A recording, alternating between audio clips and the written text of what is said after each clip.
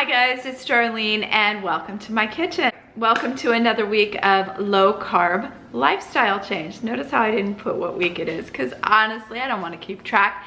This is a lifestyle change for me. Hopefully it is one for you too. But if it's just something you're doing for a little bit, that's okay. But perhaps you'll get in the habit of just choosing lower carb items, you know, take out the processed sugar and the starch in your diet, and I swear it makes you feel so much better.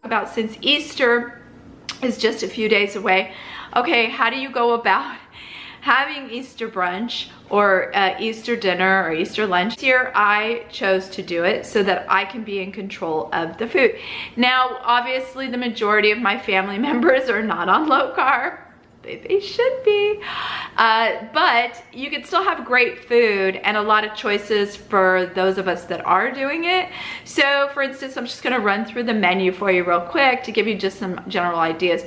So yes, we're gonna do ham and we're gonna do a roast beef, a carved roast beef. We're doing a brunch. And then we're gonna have scrambled eggs and we're gonna have frittatas. I'm gonna make frittatas, you know, in different ones, so ham and cheese, because those are virtually very low in carb. Because it's an egg and heavy cream based mixture, and then it's just a matter of what you put in it. So frittatas are awesome, and you can make the little mini versions. We're gonna have fruit, but my mom wanted to make fruit, so I'm like, a fruit salad. I'm like, okay mom, just berries. She's like, okay. She's like, can I put orange? No oranges, no bananas. Just, if you could just do blackberries, blueberries, raspberries, strawberries, it's beautiful. I will get the low carb yogurt. They'll never know the difference. And I'm also making a broccoli cheese casserole. I make this every year for Christmas and Thanksgiving. It's a staple. My children love it. I'm going to have to alter the recipe because it does normally require milk, which is high in carbs, and it also requires cream of mushroom soup, which is also high in carbs. But I have no fear, I will figure it out, and it's going to be, and of course then it has a topping of, you know, breadcrumbs. So I'm going to make a low carb version of that, and at some point I'll go ahead and put that recipe in for you guys. It's really going to be delicious, I'm sure. As dessert, I will be making my low carb cheesecakes, individual for everyone. And then of course my mom's gonna make something that's totally not low carb, but that way my husband and I can get our dessert. And I might even do some chocolate dipped strawberries as well for everyone, and they're never even gonna know, oh, these were low carb. You know, they're just not gonna think that way. So that's it. Well, the recipe today is another pasta dish, this time with chicken, and I'm also going to show you how to make pesto, how I go about making pesto, and it is low carb. And you can put it, in this case, I'm putting it on a grilled chicken, but you can use, and you could just use that grilled chicken and make a chicken salad or just have the chicken by itself. You could put this pesto on fish. I'm allergic to fish, but you could put it, I used to do it on a salmon. Oh, so good. I'll tell you, just ask the girls at work. They used to love when I brought salmon salad and it would be in a pesto sauce. It was so good. So I'm showing you how to make pesto, and then with that pesto I'm going to make a pasta. So I hope you guys enjoy the recipe, and without further ado, let's go ahead and get started. Let's go ahead and talk about the ingredients. Kind of ignore this part over here. Let's talk about the ingredients that we need for our pesto. First, you need a food processor. You are going to need basil. I got some beautiful, I love getting the living basil. Oh God, there is nothing that smells better than basil. My whole kitchen smells like basil. It's just wonderful. So you need basil. You need an olive oil. You need heavy whipping cream. This is a secret, guys. I'm Italian. I know these things. This is a little secret here. Now, typically, we'll need garlic, and I forgot to grab the garlic paste, but I will. You can use fresh garlic as well. And typically, now, I am aware that typically in a true pesto, we use pine nuts and we toast them. I do not have pine nuts. I forgot them, but I'm going to use walnuts. It's perfectly fine. It's gonna give me everything that I need. Parmesan cheese. All right, the first thing we're gonna do is we're gonna take this beautiful basil and we're gonna put it, and I don't need a whole lot of pesto. I'm just going to use it for my chicken.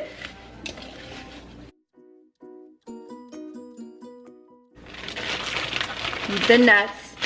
If you have pine nuts, that works. I have finely chopped walnuts, so I'm gonna add a little, probably about 2 tablespoons. Garlic, and I'm gonna put in a good tablespoon.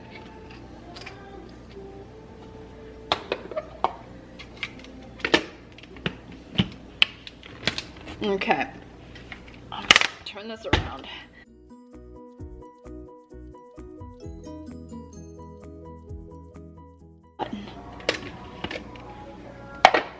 And I'm gonna use a little spatula just to bring everything down.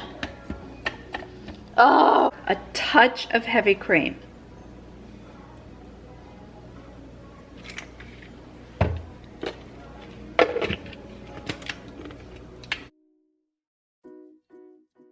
And guys, I forgot to tell you salt and pepper, but pretty much every single recipe, unless it's a dessert, is gonna have salt and pepper. You have to season. All right, once that's all mixed up, we're gonna go ahead and add the Parmesan cheese.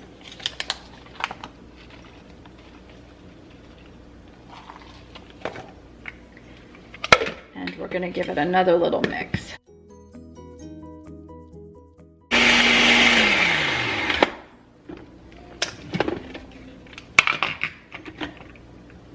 Oh my gosh, you guys, how beautiful is this? Absolutely gorgeous. It smells so good with the garlic, the fresh basil, the Parmesan cheese. Beautiful. Grilled pesto chicken with a low carb Alfredo sauce and pasta. So, ingredients for that. Well, we need chicken breasts. I always get the nice thin chicken breasts. If you get the thick cut, go ahead and butterfly them and then pound them thin. I just, for convenience sake, buy the thin breast.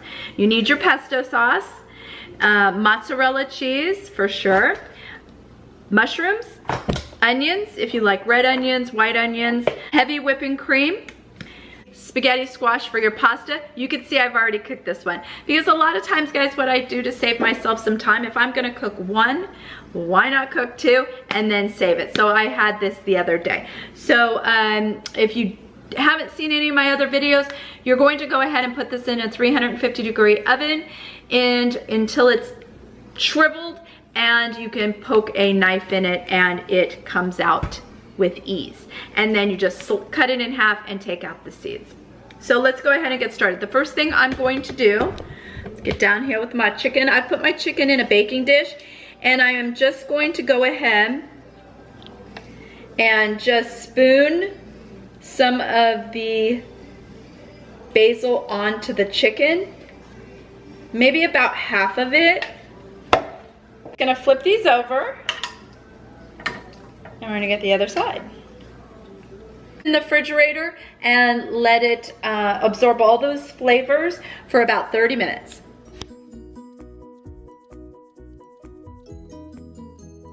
All right, now that the chicken's been grilled and it's rested, we're gonna go ahead and make the sauce. Tablespoons of butter and a little bit of olive oil, about a tablespoon. About a half a cup of red onions diced.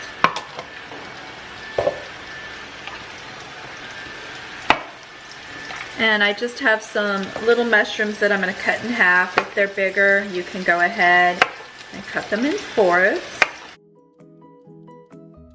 The spaghetti squash out of the oven, it's cooled, I've cut it in half, I de-seeded it, and then I've used a fork so that I could get the little strands of spaghetti.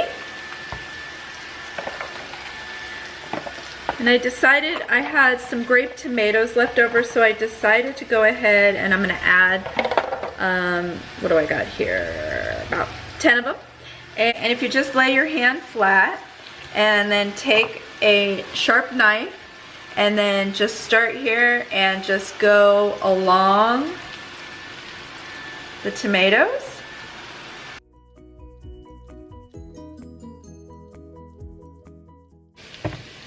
Fresh ground pepper.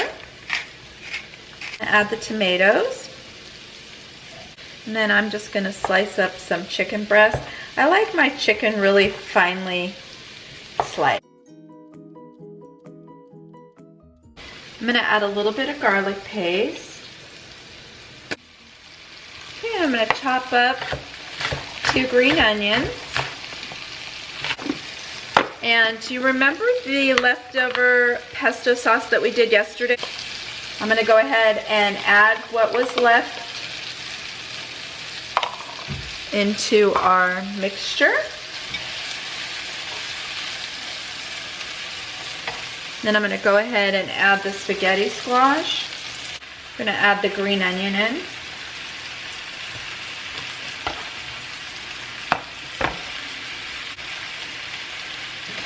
I'm just gonna give this a toss. Now, what makes fettuccine Alfredo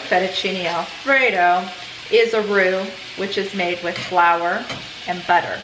So what we're going to do is use our heavy whipping cream. And we're gonna use about half a cup. And then we're gonna go ahead and use some freshly grated Parmesan cheese. Some fresh mozzarella, and just cut that up into bite-sized pieces. Bite-sized pieces of mozzarella here. I'm gonna give this a little stir. And what happens is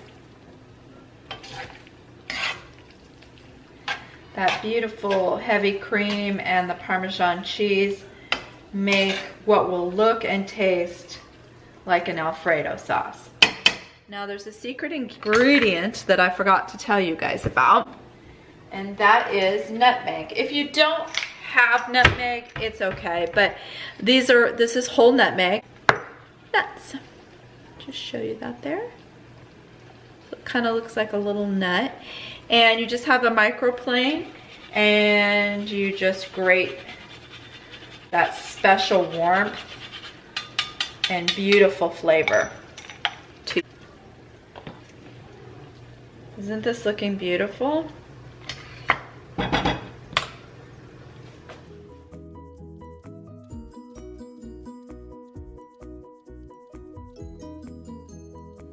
All right guys, so I hope you enjoyed the chicken pesto pasta. Again, utilize it however you like. Pesto is so great this time of year because the basil is in season. It's beautiful. I have some actually sitting right in my patio in a planter because I love basil and it does very well here, so I just grow my own. A lot less expensive than buying it at the grocery store. And I love using fresh herbs when I can. It just elevates any flavor of any dish. And as far as Easter, I hope you guys have an amazingly wonderful Easter. I will definitely be taking a vlog of our Easter meal, and certainly some of the recipes I will film and show you in the coming weeks. As always, if you're subscribed to my channel, I just want to say thank you so very much. And if you're not yet subscribed and low carb keto recipes or beauty over 50 or just beauty in general and health and well-being is of interest to you, then hit that subscribe button. And again, have a wonderful Easter. Talk to you guys soon. Bye guys.